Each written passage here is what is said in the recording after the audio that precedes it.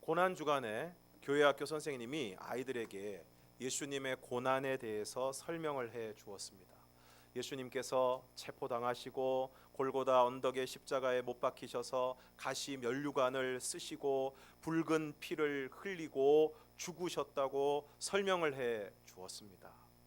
그때 초등학교 2학년 꼬마가 막 눈물을 흘리면서 우는 것입니다. 그리고는 선생님한테 선생님, 예수님이 너무 불쌍해요. 얼마나 아프셨겠어요. 우리 죄를 위하여 죽으셨는데 너무 불쌍해요 하는 것입니다. 그래서 이 아이가 계속 우는 바람에 이게 수업을 진행하기를 어려워하고 있는데 마침 그 아이의 형이 옆에 앉아 있다가 이렇게 얘기를 하는 것입니다. 선생님, 내버려 두세요. 애가 아직 어려서 그래요. 예수님이 고난받은 이야기를 진짜로 아나 봐요.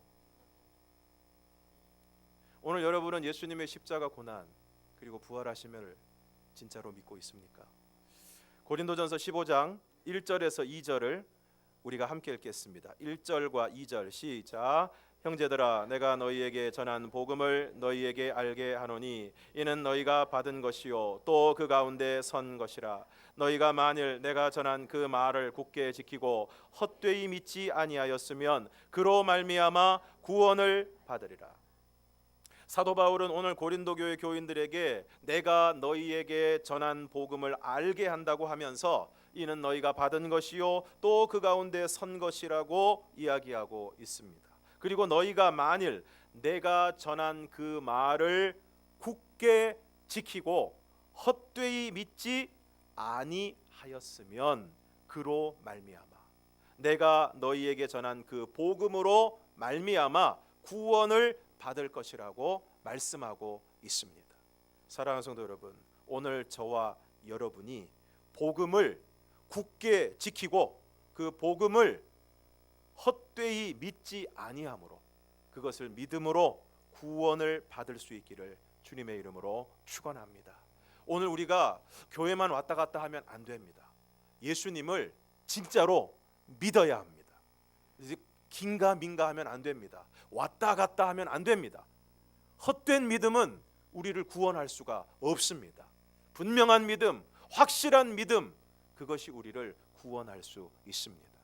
그러면 복음이 무엇입니까? 이어지는 3절에서 8절을 함께 읽겠습니다. 시작. 내가 받은 것을 먼저 너희에게 전하였노니 이는 성경대로 그리스도께서 우리 죄를 위하여 죽으시고 장사 지낸 바 되셨다가 성경대로 사흘 만에 다시 살아나사 게바에게 보이시고 후에 12 제자에게와 그 후에 500여 형제에게 일시에 보이셨나니 그 중에 지금까지 대다수는 살아있고 어떤 사람은 잠들었으며 그 후에 야고보에게 보이셨으며 그 후에 모든 사도에게와 맨 나중에 만삭되지 못하여 난 자 같은 내게도 보이셨느니라.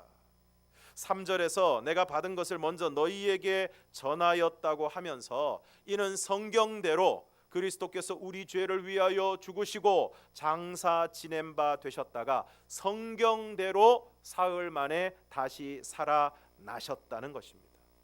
그러므로 복음이 무엇입니까? 그리스도께서 우리 죄를 위하여 죽으시고 장사 지낸 바 되셨다가 사흘 만에 다시 살아나신 것, 이것이 바로 복음입니다. 그러므로 예수 그리스도의 십자가의 죽음과 부활이 바로 복음인 것입니다. 왜 예수 그리스도의 십자가와 죽음이 복음입니까? 모든 인간은 죄인이기 때문입니다. 로마서 3장 9절에서 18절을 우리가 함께 읽겠습니다. 시작. 그러면 어떠하냐? 우리는 나으냐? 결코 아니라. 유대인이나 헬라인이나 다 죄 아래 있다고 우리가 이미 선언하였느니라. 기록된 바 의인은 없나니 하나도 없으며 깨닫는 자도 없고 하나님을 찾는 자도 없고 다 치우쳐 함께 무익하게 되고 선을 행하는 자는 없나니 하나도 없도다. 그들의 목구멍은 열린 무덤이요 그 혀로는 속임을 일삼으며 그 입술에는 독사의 독이 있고 그 입에는 저주와 악독이 가득하고 그 발은 피 흘리는 데 빠른지라. 파멸과 고생이 그 길에 있어 평강의 길을 알지 못하였고 그들의 눈앞에 하나님을 두려워함이 없느니라 함과 같으니라. 9절에 유대인이나 헬라인이나 다 죄 아래에 있다고 이미 선언했다고 말씀하고 있습니다. 여기서 유대인이나 헬라인은 하나님을 아는 사람과 하나님을 모르는 사람, 하나님의 말씀을 아는 사람과 하나님의 말씀을 모르는 사람, 요즘 우리식으로 표현한다면 예수를 믿는 사람과 믿지 않는 사람, 그러니까 유대인이나 헬라인은 특별한 종족을 얘기하는 것이 아니고 모든 사람을 뜻하는 것입니다. 그런데 유대인이나 헬라인이나 다 죄 아래에 있다는 것입니다. 기록된 바 의인은 없나니 하나도 없으며, 의인이 하나도 없다는 것은 곧 모든 인간은 죄인이라는 뜻입니다. 깨닫는 자도 없고 하나님을 찾는 자도 없고 다 치우쳐 무익하게 되고 선을 행하는 자는 없나니 하나도 없도다. 본문 말씀에서 계속 강조하는 것이 무엇입니까? 하나도 없다는 것입니다. 의인은 없나니 하나도 없고 선을 행하는 자는 없나니 하나도 없다는 것입니다. 그러므로 무엇을 말씀하고 있습니까? 다 죄인이라는 것입니다. 그리고 그러한 사람들의 구체적인 행태를 이어지는 말씀에서 말씀하고 있습니다. 그들의 목구멍은 열린 무덤이요 그 혀로는 속임을 일삼으며 그 입술에는 독사의 독이 있고 그 입에는 저주와 악독이 가득하고 그 발은 피 흘리는데 빠른지라. 정말 우리의 목구멍이 열린 무덤 같지 않습니까? 며칠 전에 교회 앞 편의점에 갔는데 제가 물건을 잠깐 고르고 있는데 거기서 여학생 2명이 같이 앉아서 뭘 먹고 있는데 제가 물건을 고르는 그 잠깐 사이에 숫자와 같은 욕을 하는 것을 2번이나 들었습니다. 이야기가 끝날 때마다 무슨 추임새 넣듯이 욕을 하는데 정말 마음이 안타까웠습니다. 또 그 혀로는 속임을 일삼으며 그 입술에는 독사의 독이 있고, 여러분 다 말로 맞아 보신 줄로 믿습니다. 말로 찔려 보신 적이 있는 줄로 믿습니다. 여러분 말이 얼마나 아픕니까? 말이 얼마나 아픕니까? 그 상처 주는 말들이 얼마나 아픕니까? 그 욕지거리가 얼마나 아픕니까? 예전에 한 방송사에서 투명한 그릇 2개에 잘 지은 밥을 넣고 하나를 향해서는 좋은 말만 하고 하나를 향해서는 나쁜 말을 계속 퍼부었는데 나중에 보니까 좋은 말만 한 밥그릇에는, 한 그릇의 밥에는 하얗고 예쁜 곰팡이가 피었고 나쁜 말만 한 그릇의 밥에는 아주 시커먼 곰팡이가 생겼다는 것입니다. 그리고 우리의 발은 못된 일을 하러 가는 것에는 아주 빠릅니다. 교회에 올 때는 발걸음이 그렇게 무거운데 못된 짓 하러 갈 때는 발걸음이 얼마나 가벼운지 모릅니다. 그래서 어떻게 됩니까? 파멸과 고생이 그 길에 있습니다. 계속 죄를 짓고 그 죄의 결과로 인해 우리는 고통스러운 삶을 살아가게 되고 결국은 파멸하게 됩니다. 육신의 죽음을 맞이하게 될 뿐 아니라 영원한 멸망의 자리로 떨어져서 영원한 고통과 영원한 형벌을 받게 되는 것입니다. 그래서 우리의 인생 가운데 평강이 없습니다. 인간에게는 근원적인 불안이 있습니다. 아무리 모든 것이 다 잘 되고 아무리 모든 것이 갖추어지고 내가 원하는 것을 다 이루고 내가 원하는 것을 다 가진다고 해도 인간에게는 인간 스스로의 힘으로는 절대 해결할 수 없는 근원적인 불안이 있습니다. 그것이 바로 죄와 그로 인한 죽음, 그리고 그 죽음에 대한 형벌로 인한 것입니다. 그럼에도 불구하고 놀라운 것은 그러한 불안에 시달리면서도 인간은 하나님을 두려워하지 않습니다. 이것이 죄인인 인간의 상태이고 인간의 운명입니다. 이처럼 여전히 죄를 지으면서 죄의 문제와 죽음의 문제로 진정한 평안을 누리지 못하는 인간에게 제일 필요한 것은 무엇입니까? 그것은 바로 죄의 문제를 해결하는 것이고 죄의 문제를 해결함으로 죽음의 문제를 해결하는 것입니다. 그러면 어떻게 죄의 문제를 해결할 수 있습니까? 로마서 3장 20절에서 26절까지의 말씀을 저와 여러분이 한 절씩 교독하시겠습니다. 제가 먼저 20절 말씀을 읽겠습니다.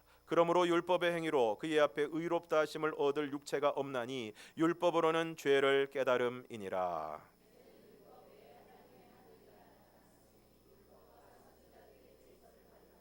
곧 예수 그리스도를 믿음으로 말미암아 모든 믿는 자에게 미치는 하나님의 의인이 차별이 없느니라.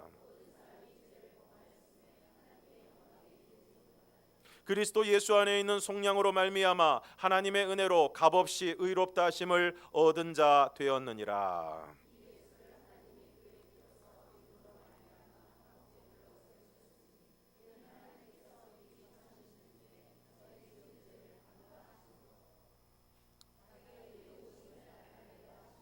자, 함께 곧 이때에 자기의 의로우심을 나타내사 자기도 의로우시며 또한 예수 믿는 자를 의롭다 하려 하심이라. 유대인들은 하나님이 주신 율법을 지킴으로 의롭다 하심, 구원을 얻을 수 있다고 생각을 했습니다. 그런데 오늘 성경은 뭐라고 말씀하고 있습니까? 율법의 행위로 그의 앞에 의롭다 하심을 얻을 육체가 없다. 왜 그렇습니까?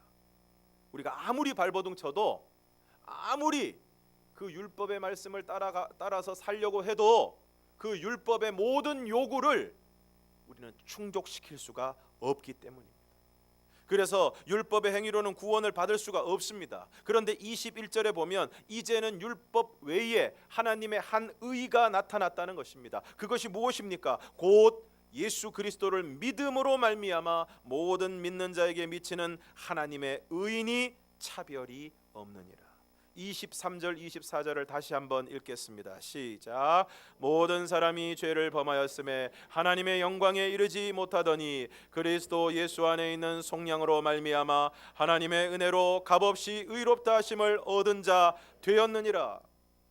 모든 사람이 죄를 범해서 하나님의 영광, 하나님의 구원에 이르지 못했는데 그리스도 예수 안에 있는 속량, 여기서 이 속량이라는 것은 값을 치르고 자유롭게 하는 것.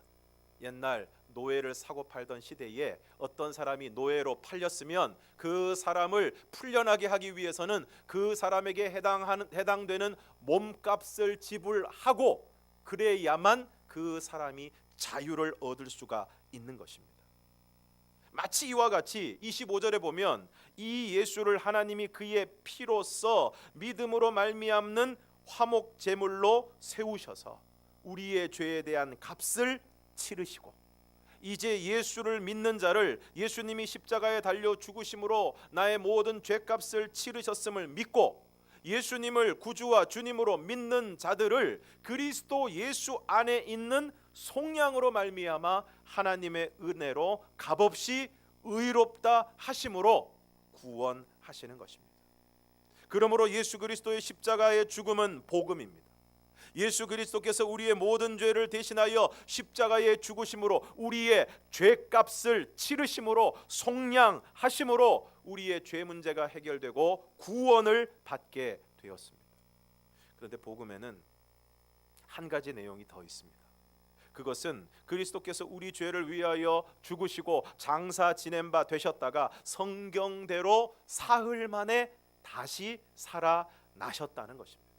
그런데 오늘 고린도 교회 교인들 가운데 죽은 자의 부활을 믿지 못하는 사람들이 있었습니다. 본문 12절을 우리가 함께 읽겠습니다. 시작. 그리스도께서 죽은 자 가운데서 다시 살아나셨다 전파되었거늘 너희 중에서 어떤 사람들은 어찌하여 죽은 자 가운데서 부활이 없다 하느냐. 당시 고린도 교회가 있던 이 고린도라는 도시는 헬라 철학이 성행했던 도시였는데 헬라 철학은 이데아라고 불리는 이상의 세계와 육체를 가지고 우리가 눈으로 보고 경험할 수 있는 현상의 세계를 구분하는 철저한 이원론을 주장을 했습니다.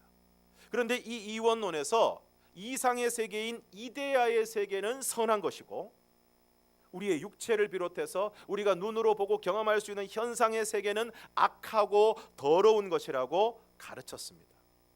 그래서 바울 당시 헬라인들은 육체는 죽음으로써 그 용도를 다하는 것이고 오직 영혼만이 계속 존재하는 것으로 이야기를 했습니다. 그래서 이렇게 이야기합니다. 부활의 소망은 돼지의 소망이다. 일단 육신의 더러운 장애에서 해방된 영혼은 결코 그 육체에 다시 재수감되어서는 안 된다. 이처럼 당시 헬라인들은 몸을 영혼의 감옥 정도로 생각하고 있었기 때문에 이러한 생각을 가지고 있었던 고린도 교회의 일부 교인들도 부활의 교리를 받아들이지 못했던 것입니다. 오늘날에도 믿는다고 하는 어떤 사람들은 오늘 우리 믿음의 사람들이 정말 부활하느냐, 정말 몸의 부활이 이루어지느냐, 그렇지 않느냐 하는 것은 그렇게 중요하지 않고 오늘 우리의 삶 속에서 예수님처럼 살아가는 것이 중요하다고 이야기를 합니다. 물론 오늘 우리가 예수님이 우리에게 말씀하신 것처럼 자기를 부인하고 자기 십자가를 지고 예수님을 따라 살아가는 것은 너무나도 중요합니다. 그러나 그것에 못지않게 오늘 우리는 실제적인 부활에 대한 구체적이고 분명한 소망을 가지고 살아가는 것이 필요합니다. 무엇보다 오늘 본문은 우리에게 죽은 자의 부활에 대해서 분명하게 말씀해주고 있습니다. 13절에서 20절까지의 말씀을 한 절씩 교독하시겠습니다. 13절을 제가 읽겠습니다. 만일 죽은 자의 부활이 없으면 그리스도도 다시 살아나지 못하셨으리라.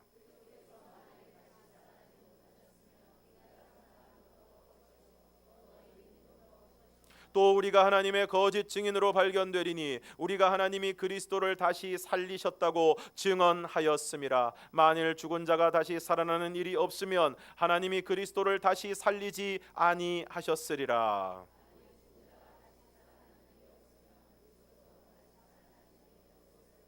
그리스도께서 다시 살아나신 일이 없으면 너희의 믿음도 헛되고 너희가 여전히 죄 가운데 있을 것이요.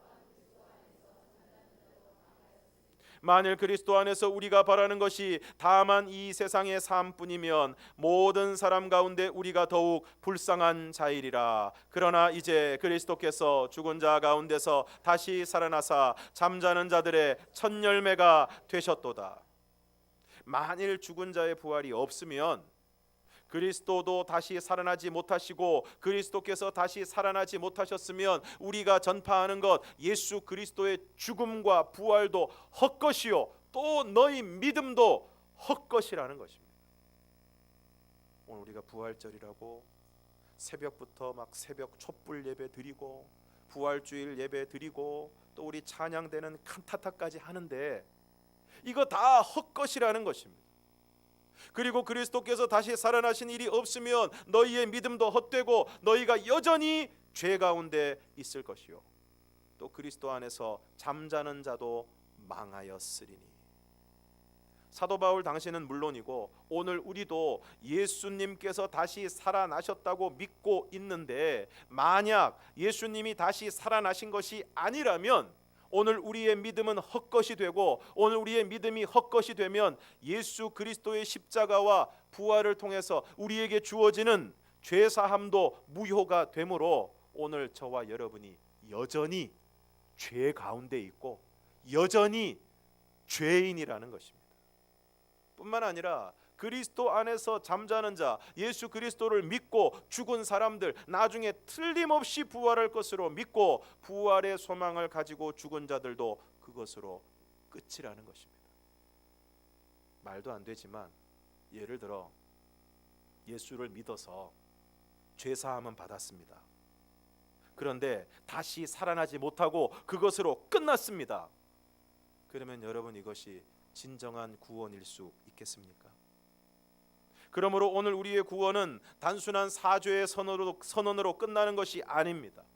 오늘 우리의 구원은 예수 그리스도를 믿음으로 죄사함을 받고 부활하여 부활의 몸을 가지고 하나님 나라에 들어가서 영생을 누리는 것입니다. 그러기 위해서는 다시 살아나야 하고 부활의 몸이라는 실체를 가져야 하는 것입니다. 그러므로 진정한 구원은 십자가를 통한 죄사함만이 아니라 예수님께서 부활하심으로 우리도 부활하는 부활이 있어야 하는 것입니다. 그러면서 19절에서 이렇게 말씀하고 있습니다. 19절을 함께 읽겠습니다. 시작. 만일 그리스도 안에서 우리가 바라는 것이 다만 이 세상의 삶뿐이면 모든 사람 가운데 우리가 더욱 불쌍한 자이리라. 왜 그렇습니까? 헛된 믿음을 쫓고 있기 때문에 그렇습니다. 예수님 부활하지도 않으셨는데 부활하셨다고 믿고 우리도 부활할 것이라는 헛된 믿음과 헛된 소망을 가지고 살아가기 때문입니다. 왜 우리가 이단에 빠진 사람들을 안타깝게 생각합니까? 잘못된 믿음과 헛된 소망을 가지고 있기 때문이 아닙니까? 전혀 성경적인 근거도 없는 주장들을 믿고 전혀 믿을 수 없는 대상을 신으로 혹은 교주로 떠받들고 믿는 그들이 안타까운 것입니다. 그런데 만약 예수님의 부활이 없고 만일 그리스도 안에서 우리가 바라는 것이 다만 이 세상의 삶뿐이면 모든 사람 가운데 우리도 그들과 다르지 않은 더욱 불쌍한 자가 된다는 것입니다. 왜 그렇습니까? 오늘 우리가 예수를 믿고 그래서 부활의 소망을 가지고 살아가면서 그래서 부활에 대한 소망이 있기 때문에 이 세상에 소망을 두지 않고 연연하지 않고 많은 것을 포기하고 손해보고 인내하며 살아가고 있기 때문에 그렇습니다. 예수님께서 이 땅에 보물을 쌓아두지 말고 하늘에 쌓아두라고 해서 하나님의 나라와 하나님의 의를 구하는 삶을 살아가고 물론 부족하지만 겸손하게 거룩하게 선하게 그래도 죄짓지 않으려고 애를 쓰고 욕심 부리지 않고 그렇게 사느라 성질도 제대로 부리지 못하고 늘 좀 억울하게 살아가고 있는데 그런데 부활도 없고 천국도 없고 영생도 없다면 천하의 불쌍한 사람이라는 것입니다. 왜 그렇습니까? 완전히 속았기 때문에 그렇습니다. 그래서 사기를 당한 사람은 물질적인 피해도 피해지만 정신적인 피해가 크다는 것입니다. 내가 속다니, 내가 속아서 이런 일을 당하다니. 그래서 이단에 빠졌다가 그 실체를 알게 된 후에도 그것을 잘 인정하지 않으려고 한다는 것입니다. 왜 그렇습니까? 자신이 속았다는 것을 스스로 인정하기가 어렵기 때문입니다. 그런데 예수님이 부활하지 않으셨다면 오늘 저와 여러분이 그렇게 되는 것입니다.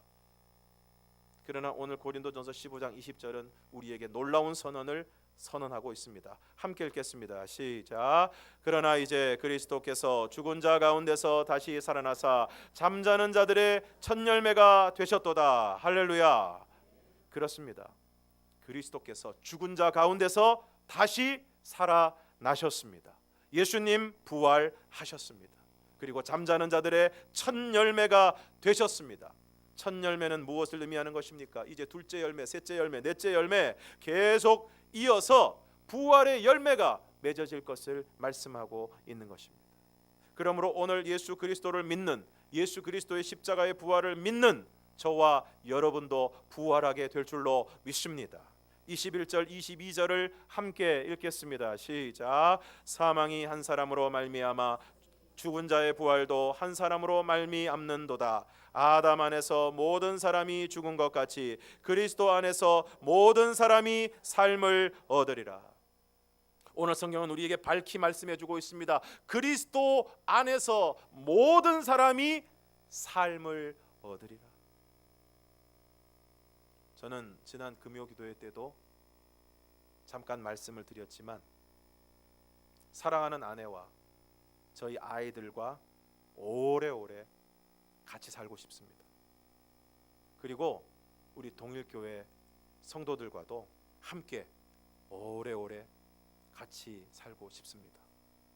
신방 가서 맛있는 것도 먹고 이제 봄 됐으니까 나들이도 가고 이렇게 저렇게 만나서 교제하고 그러면서 행복하게 오래오래 살고 싶습니다.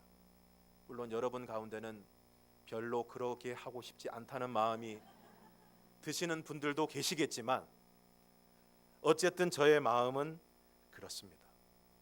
함께 시간을 보내고 맛있는 것도 먹고 나들이도 가고 함께 예배하고 찬양하고 교회에서 봉사하면서 별거 아닌 것에 웃음을 터뜨리고 그러면서 오래오래 같이 살고 싶습니다.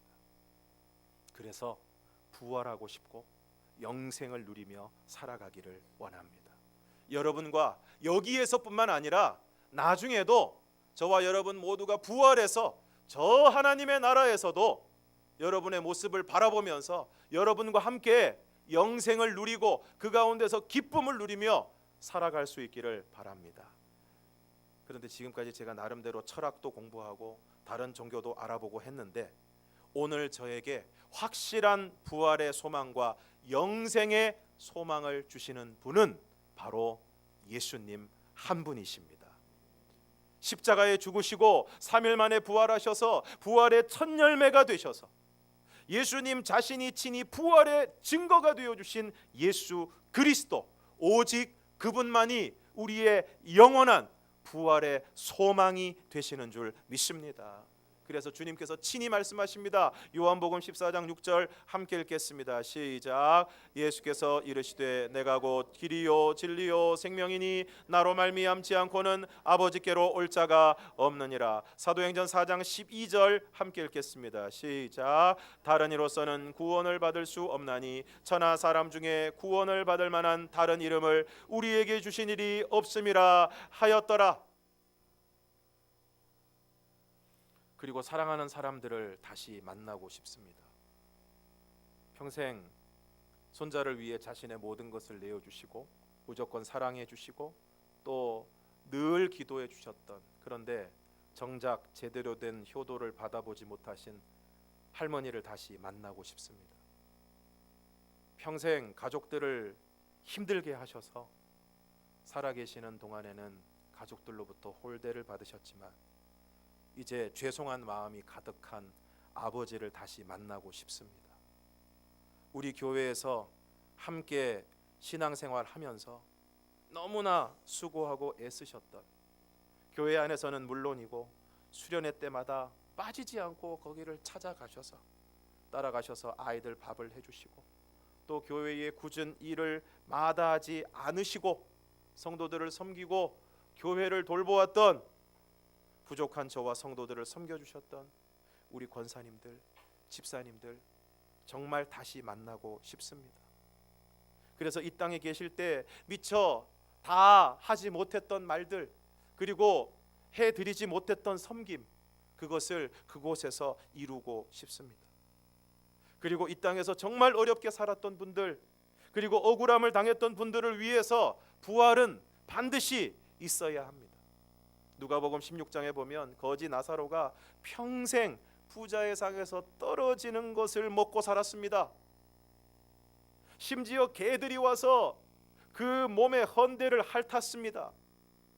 그러나 그가 죽었을 때 천사들에게 받들려 아브라함의 품에 들어가서 위로를 받았습니다.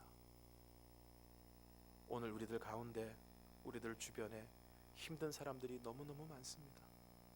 물질 문제로, 관계의 문제로, 자녀 때문에, 예기치 않은 여러 가지 사건과 사고로, 예기치 않은 질병으로 너무나 아파하고 힘들어하고 괴로워하는 사람들이 많습니다. 주위에 있는 어려움을 겪는 분들을 보면, 그분들의 소식을 전해 들으면 마음이 안타까워서 견딜 수가 없습니다. 왜 이렇게 어려운 분들은 자꾸 더 큰 어려움이 생기는가? 왜 그 어려움이 빨리 해결되지 않는가? 왜 하나님이 도와주시지를 않는가? 물론 그분들을 위해서 기도하지만 때로는 그 기도가 무력하게 느껴질 때가 있어서 답답한 마음을 금할 길이 없습니다. 물론 주님께서 그분들 가운데 속히 역사해 주셔서 문제가 해결되고 삶의 어려움이 사라지게 되기를 바랍니다. 그러나 비록 당장 그렇게 되지 않는다고 해도 오늘 우리 믿음의 사람들에게는 부활의 소망, 부활의 반전이 있습니다. 나사로는 이 세상에서 비참한 삶을 살았지만 죽은 다음에는 천사들에게 받들려 아브라함의 품에 들어갔습니다. 그러므로 부활은 이 세상에서의 삶이 전부가 아니라는 것을 우리에게 분명하게 말씀해주고 있습니다. 비록 우리가 이 땅에서 특별한 반전이 없는 곤고한 삶을 살았다고 해도, 세상이 이야기하는 대단한 삶이 아니었다고 해도 결코 낙심하지 않을, 결코 안달하지 않을 분명한 소망의 근거를 우리에게 제시해주고 있는 것입니다. 사랑하는 성도 여러분, 오늘 우리는 부활할 것입니다. 사랑하는 사람들을 다시 만나게 될 것입니다. 혹시 이 이야기를 들으면서 나는 별로 안 보고 싶은데 그 사람들을 또 보면 어떡하나 걱정하시는 분들이 계십니까? 걱정하지 마십시오. 그때에는 그곳에서는 모두가 모두를 사랑하게 될 줄로 믿습니다. 그러므로 지금 믿지 않는 가족들과 친구들과 이웃들이 있다면 그분들에게 꼭 이렇게 말씀해 주시기를 바랍니다. 나는 당신과 영원히 함께하고 싶다. 그러기 위해 당신은 예수를 믿어야 한다. 그리고 지금 많은 고통과 어려움 가운데 계십니까? 도무지 풀릴 것 같지 않은 문제로 괴로워하십니까? 앞으로의 인생이 별로 달라질 것 같지 않아서 답답하고 막막하십니까? 몸의 질병이 쉬이 낫지 않아서 그 고난과 고통 속에 답답한 삶을 이어가고 계십니까? 여러분 기억하십시오. 이 세상에서의 삶이 끝이 아닙니다. 우리에게는 부활의 반전이 있습니다. 하나님 나라의 반전이 있습니다. 그러므로 오늘 우리의 형편과 삶의 어려움으로 인해 낙심하거나 좌절하거나 절망하지 마시고 오늘 예수님이 부활하신 이날에 저와 여러분이 다시 한번 부활에 대한 분명한 소망을 가지고 하나님 나라에 대한 분명한 약속을 붙잡고 소망 가운데 살아가는 저와 여러분이 되기를 주님의 이름으로 축원합니다. 기도하겠습니다.